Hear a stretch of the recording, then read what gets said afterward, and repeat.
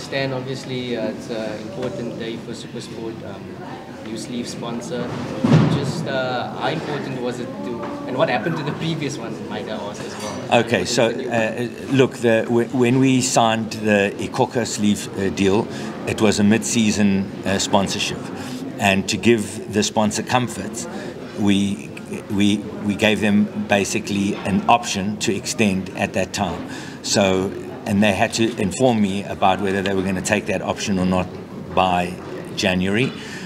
When January, and we knew full well when Ikoka had joined with us that in 2024, which is now, they were looking for additional funding for expansion and other things, but we didn't know they are going to get it or they're not going to get it, but they were ready to commit.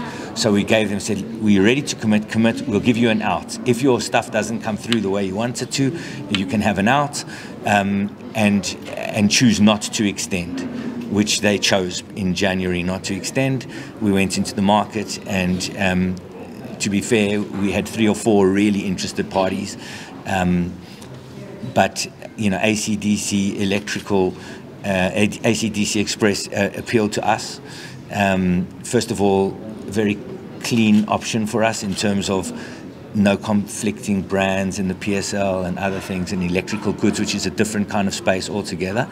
And as I said, their rollout plan of what I saw from Mario, their founder and CEO, was they're going to exponentially grow over the next few years.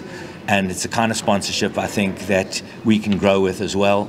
I really see genuine opportunities for our players. I mean, you look at a guy like Bradley Grobler, he's 36 years old. He's got a game farm that he wants to you know, move into and commercialize at the end of his playing days. He spent hundreds of thousands on solar and other things developing his farm. He's an ideal kind of guy. I've just had Bashira leave after many years. To have an additional option outside of football, I see this sponsorship as enabling opportunities for our players as part of our network. And again, you know, all the exposure, all the brand reach, and quite frankly, all the sponsorship money that I can get, we want to use, and we want to, you know, keep re-energizing and rebuilding the club.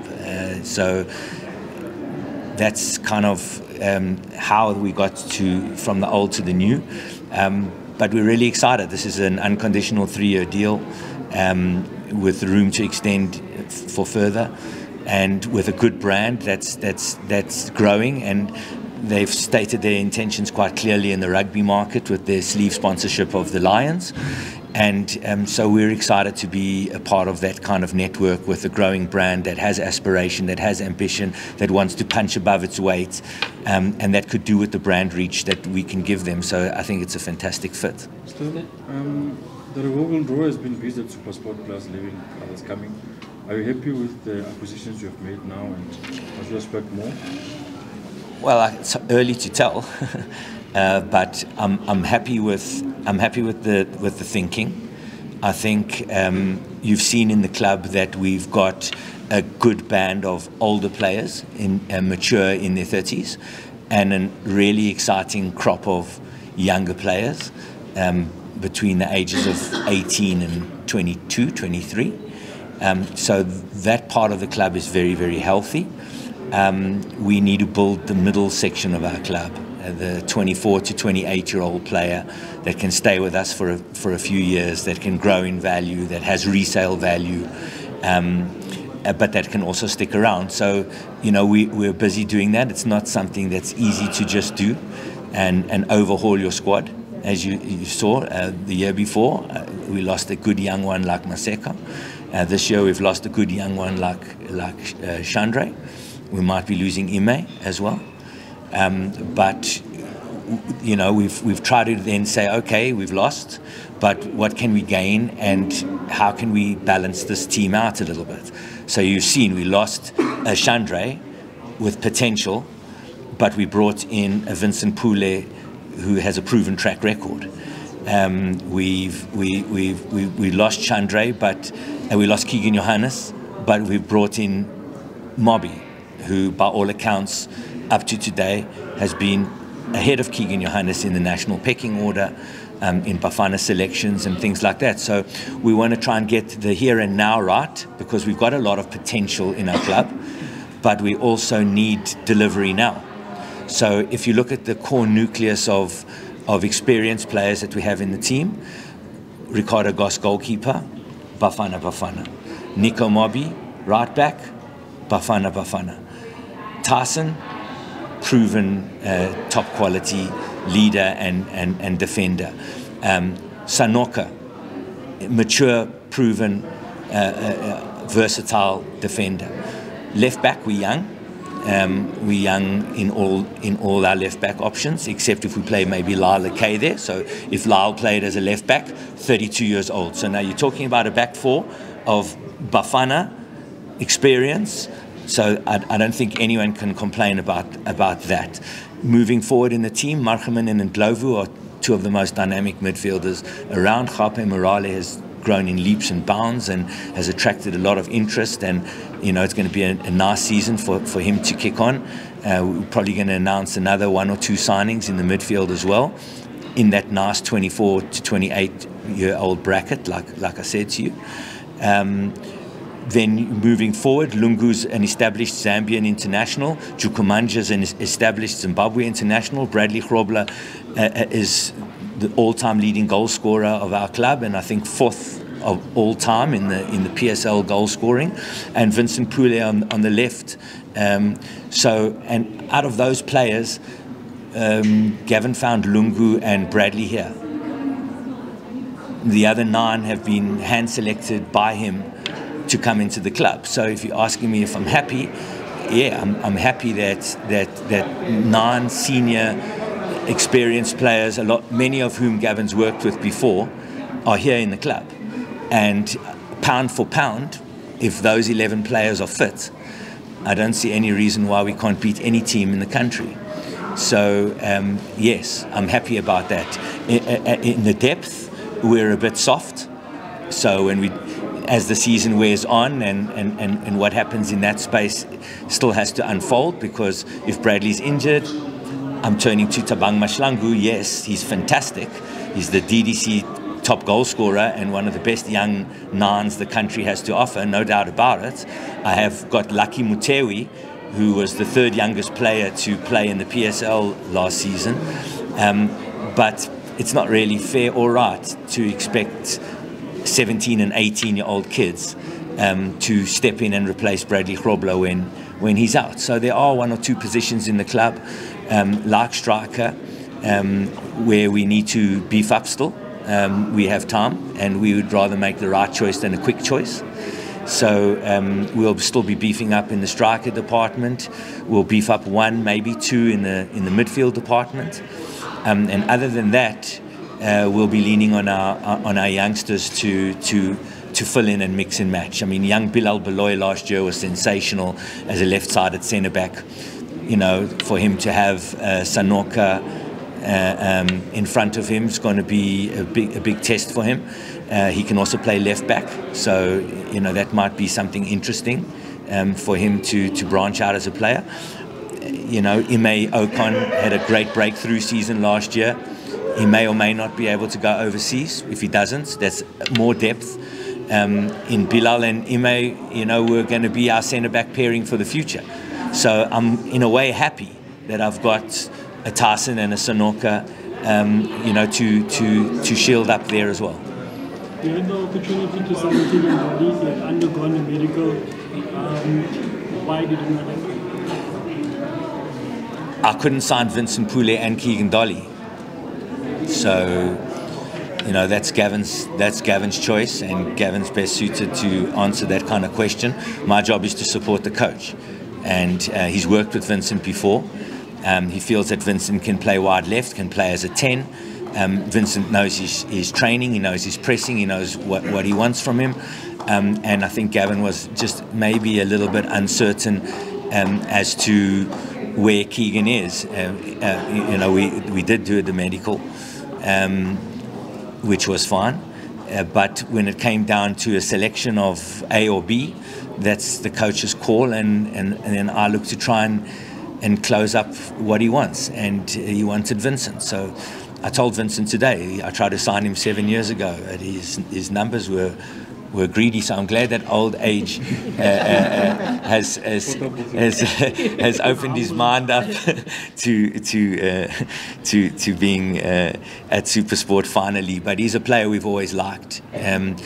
I didn't know Vincent or Keegan from a bar of soap. I've hardly ever had any discussions with either of them. So there's nothing personal in the football space. It's about looking at the options that are out there and giving the coach the widest choices that he has. And if those can come in within our budget parameters, and if they make sense from a continuity and planning perspective, then we look at it. We've had a lot of different characters through the door in the last few weeks, and yeah, Gavin and I, and not just Gavin and myself, but my chairman, Kulu Subia, and two other of my board members, we have regular meetings to debate these things, and for Gavin and Andre and Grant and Paul Matthews, the team manager, to motivate who they want and why they want them, and then we discuss, we ask questions, then we agree, and if I can reach terms with those players, then they become SuperSport players.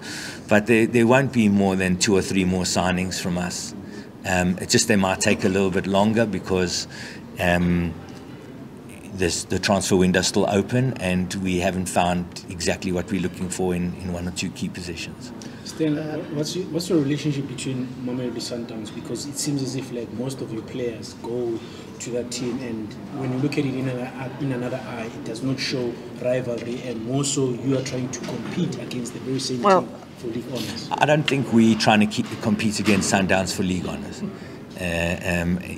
If we manage to be up there fighting pound for pound at any stage of the season, I think after last year, 11, 12 games we were there. We were pound for pound.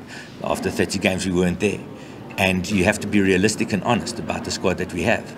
On any given day, we've got a squad that can beat any team, anytime. I've listed the 11 players for you. They're all top quality players. If they bring their A game, Sundowns, Pirates, Chiefs, bring them. I'm not concerned. But over the course of a season, it's not going to be easy for anybody to match Sundowns. They've got 45 odd registered players. They're paying €3 million for a player. Signing free agents and promoting DDC kids, and bringing back people for the last couple of years. It's not a realistic comparison. If any club in South Africa had offered me the deal for Keegan Johannes that Sundowns offered me, I would have signed the deal in 5 minutes. Any club in South Africa. It's not a personal thing. I don't have any relationship with Sundowns whatsoever. It grates me every year to look at the PSL awards and to look at the midfielder of the year and the defender of the year and the goalie of the year and everyone, and think they all belong to me. But that's our reality and that's our life, and this is the life of football. You have big clubs that are able to do big things. Real Madrid are chasing Trent Alexander-Arnold. He's got 1 year left of his contract at Liverpool. Salah's got 1 year left of his contract at Liverpool. So if either of those players leave Liverpool for free, Liverpool have been dumb in the transfer market. And I don't want to be dumb in the transfer market. I lost TT, my first dumb in 25 years. And unfortunately it was a pure numbers dumb because I just couldn't match the numbers that he wanted. But look what Chiefs have done now. They've gone and bought Dortley to play right where TT plays. So life is interesting for players when they make choices and they do things. I have to be true to my football club. I have to be true to my board. I have to be true to my budget. I have to be true to my head coach, even when I disagree. I disagree with Gavin every day. There's no person on earth that I fight with more than Gavin. Gavin has saved my marriage because I never fight with my wife. Okay? I never fight with my wife because I spend the whole day fighting with Gavin, okay? But we fight for good reasons and we fight for the right things. And we were both very disappointed that we let it slip last year. We had a top 4 finish in our hands and we finished 7th, and that's not good enough. So we've looked at those areas. We've tried to beef up with a little bit more experience. You know, when Keegan Johannes was out last year at right back, I'm playing Lungu as a makeshift right back. I'm playing players out of position to cover. So like for us, it's not that easy. Keegan's gone now, Mobby's in. But if Mobby's injured or suspended, so that's why a player like Sonoko, who can also play at right back, I've got to start considering those kind of situations where I can get one player for 2-3 positions and have a small, compact 26, 27-man squad. We're not going to be bigger than that. And that's our reality and that's our life. But it's okay, because on any given day, I'm really confident in the team that we have. I'm super confident in the youngsters that we're producing, and that we will continue to produce. Sundowns took 9 of my under-13s this year to the academy. So if you're asking what's my relationship with Sundowns, you think I'm happy that they're taking my 13-year-olds? They're not even giving me a chance to bring another Ronwin Williams and another Kamo Mokocho and another Kermit Erasmus and another Chandra Campbell to South Africa. I'm not given that opportunity, because at 13 years of age, my players are being taken from me. So what chance have I got in the first team when a player who's earning X gets offered 300X? This is the reality of football. So if any club had offered me the deal that Sundowns offered me for Keegan Johannes, I would have grabbed it without blinking. And I can't be apologetic about doing the best deal for my club. I'm sorry that it happens to be Sundowns. But, you know, at least we're getting to a phase now where their team is pretty full of my players. So, you know, maybe we can share the love. And not just that. I'm saying, where's Patrick Masangwani? It's not at Sundowns. Where's Talent Mbata? It's not at Sundowns. Where's Salela Rasabocha? It's not at Sundowns. So, you know, for me, I'm trying to do the best deal that I can for my football club. And if Sundowns happen to be the best deal, then that's great for my football club. And if another club comes and offers me the best deal, I've got to be true to my club. I'm not true to another brand in the PSL. I'm true to 2 brands, PSL and SuperSport. That's it. So for me, you know, I know it always comes, but no, there's no special relationship with Sundowns. I've got immense respect for Patrice, Dr. Motsepe, the president of CAF. I've got respect for Tlopi, and I've got respect for the club. Any club that wins 7 league titles in a row in any league anywhere in the world deserves a doffing of the cap and a salute, because we did it 3 times and it was the most amazing thing in the world. They've done it 7. So hats off to them.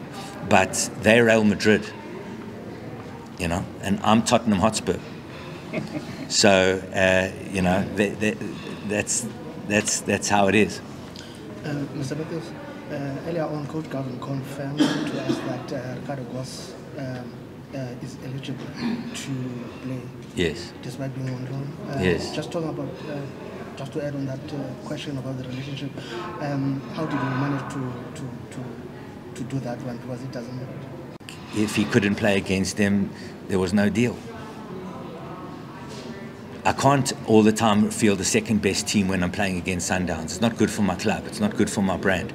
It can't be that every time I'm going out into a big game, my players and everybody else, oh, this one can't play and this one can't play. That's why I didn't take any other players on loan from Sundowns, for that very reason. But I think with Ricardo, I dug my heels in, and I think that it's the right thing. And if he's not good enough to play for Sundowns, what are you worried about him playing against you? So, you know, for me, I can't keep undermining my club, and I'm going to draw the Sundowns in the cup, and now, oh, I must field the second best team. I want to try and at least win a trophy this year, and if it can't be the league over 30 games, because it's unlikely, so then I've got to target cups, and that means playing my best 11. And I just read to you my best 11, and it's quite a formidable team. If they fire on the day, we will beat. I didn't even have this 11 last year. Pirates couldn't beat me in the league. 1 win, 1 draw. So for me, I'm not worried about the club. I'm worried about the depth. And what we'll do over the course of the season, because it's not a quick fix, no one can do a quick fix, is over the course of the season, we will shuffle around and broaden the base of 24 to 28-year-old players in the club. That's going to happen in the football club, and it doesn't matter to me what that means. That's going to be our framework, because I can't keep bringing 30-year-olds into the club. And there's been opportunities to sign Stanley, to sign Onyango, very good players. Very, very good guys. Stanley would add a lot of value for us and experience at left back. But I can't bring another 30-year-old into my club. I can't do it. I'm going to bring 24 to 28-year-old players that have got big resale value to whoever offers me the best deal, and who can stay with the club as well if need be, and still be in the prime of their career, not up and coming or over the hill. And that's where we've landed ourselves over the past couple of years in recalibrating our club. So, you know, that's something Gavin and I will work closely on, and we'll make sure that it happens. In fairness to Gav, which coach would have given Chandra Campbell as much airtime as he got last year to enable his move? So for me, I'm fully supportive of most of the things that Gavin's doing with the club. Very supportive, and you know, want to help him build a strong and competitive squad as we can.